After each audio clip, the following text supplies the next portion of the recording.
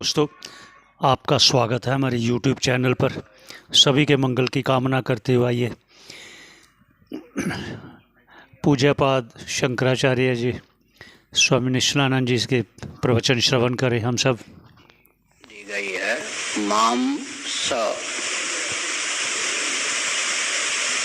को सह कर लीजिए। वह जिसे आज मैं भोजन बना के पा रहा हूँ,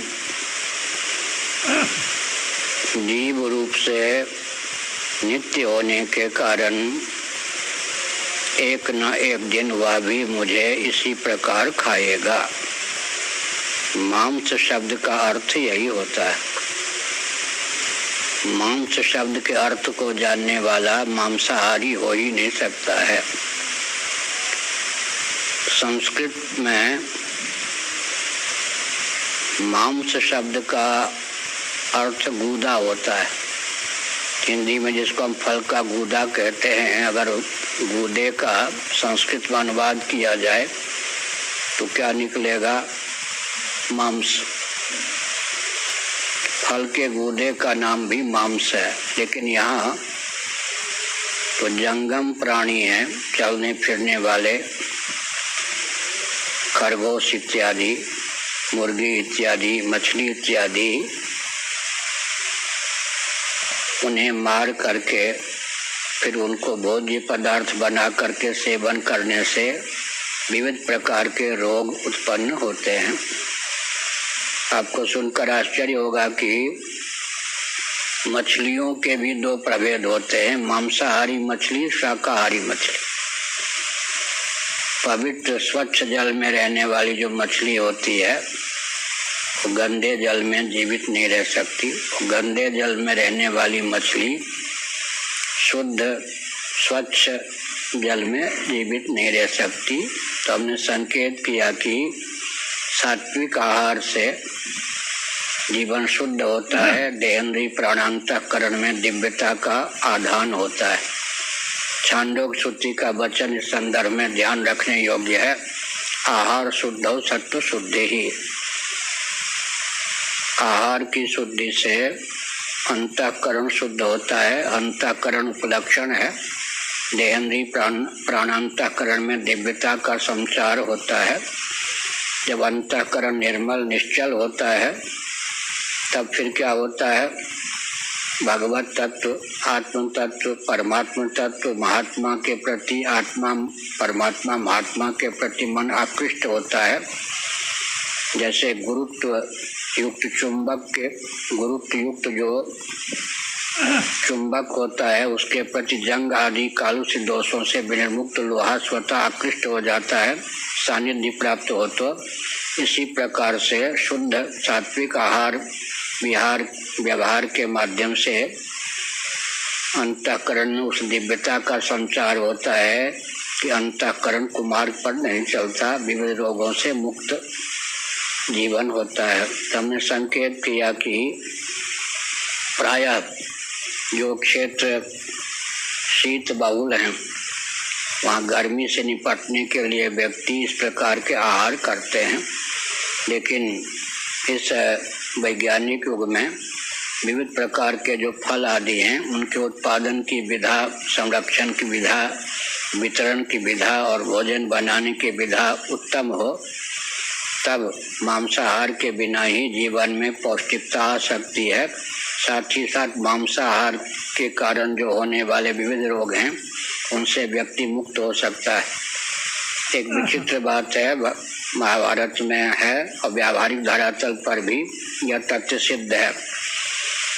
गोरस, दुग्ध इत्यादि का बहुत गुण है, लेकिन गो मांस खाने से भी प्रकार के रोग उत्पन्न होते हैं।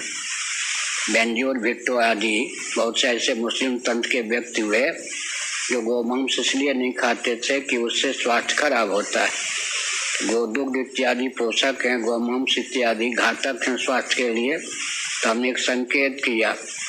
फिर मछली इत्यादि का आहार बहुत गंदा होता है, विचित्र होता है। उनको खाने वाले, मेढक आदि को खाने वाले, यहाँ तक कि सर्प को भी खाने वाले क्रूरता के पक्षधर हो जाते हैं, जीवन में हिंसा की वृत्ति होती है, दया का भाव कुंठित हो जाता है, दम का भाव भी कुंठित ही हो जाता है।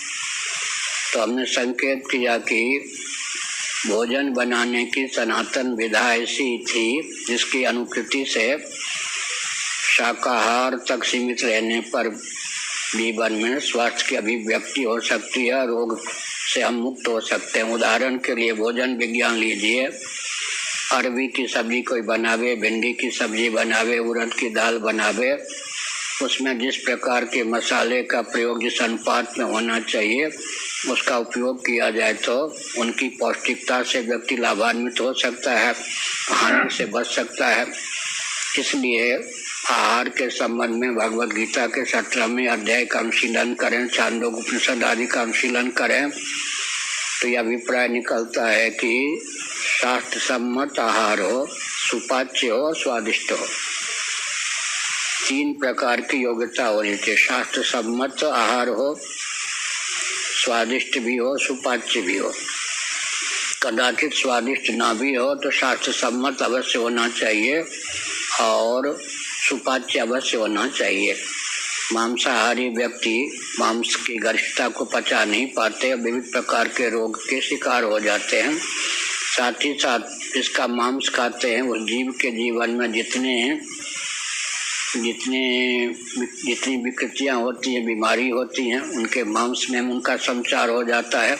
उदाहरण के लिए आजकल जो सब्जियाँ बनती हैं जिस ढंग से शाक इत्यादि का उत्पादन होता है उनमें भी विषाक्त सामग्री हो गई है। तो जो शाकाहार करने वाले हैं उनको भी सावधान रहना चाहिए कि फल फूल आदि पत्ती आदि को उत्पन्न करने की विधा, खाद की विधा, उनके पोषण की विधा, संरक्षण की विधा और उनसे भोजन बनाने की विधा में विकृति होने पर जब शाकाहार भी घातक सिद्ध होता है तो मांसाहार तो घातक सिद्ध हो ही सकता है। इसलिए आहार शुद्ध हो, सत्व शुद्धि। आहार की शुद्धि से अंतःकरण की शुद्धि होती है। श्री रामानुजाचार्य महाभाग ने आहार का अर्थ भोजन किया। भगवत पाद शंकराचार्य महाभाग ने विस्तृत अर्थ किया। शब्द, स्पर्श, रूप, रस, गंध ये भी हमारे आहार हैं। इनके अभिव्यंजक जितने संस्थान हैं वो भी हमारे आहार हैं। अर्थात पुण्यो गंधा, दिव्य गंध और उनसे युक्त वस्तु, ऐसे दिव्य रस उनसे युक्त वस्तु, दिव्य रूप उनसे युक्त वस्तु, दिव्य स्पर्श उनसे युक्त वस्तु, दिव्य शब्द उनसे युक्त वस्तु का हम ग्रहण करें। 5 ज्ञानेंद्रियों के माध्यम से शब्द, स्पर्श, रूप, रस, गंध और उनके अभिव्यंजक संस्थान जो सब चंदन, व्यंता, व्यंजनादि हैं सब शुद्ध हों तो जीवन शुद्ध होता है। हमने एक संकेत किया, सप्त धातुओं की संरचना आहार के आधार पर होती है। उपनिषदों में विस्तार पूर्वक, चरक संहिता इत्यादि विस्तार पूर्वक इस तथ्य का उल्लेख किया गया है। सप्त धातु में विकृति होने पर केवल उस व्यक्ति तक ही जीवन का प्रभाव नहीं रहता, उसकी संतान में भी उसका प्रभाव रहता है। 7 पीढ़ी तक आहार का प्रभाव रहता है। मातृपक्ष पितृपक्ष में ये सप्त धातुगत दोष वंश परंपरा से भी प्राप्त हो जाते हैं। इसलिए सनातन वैदिक आर्य महर्षियों ने जो मार्ग प्रशस्त किया शुद्ध आहार का, उसका अनुगमन करना चाहिए।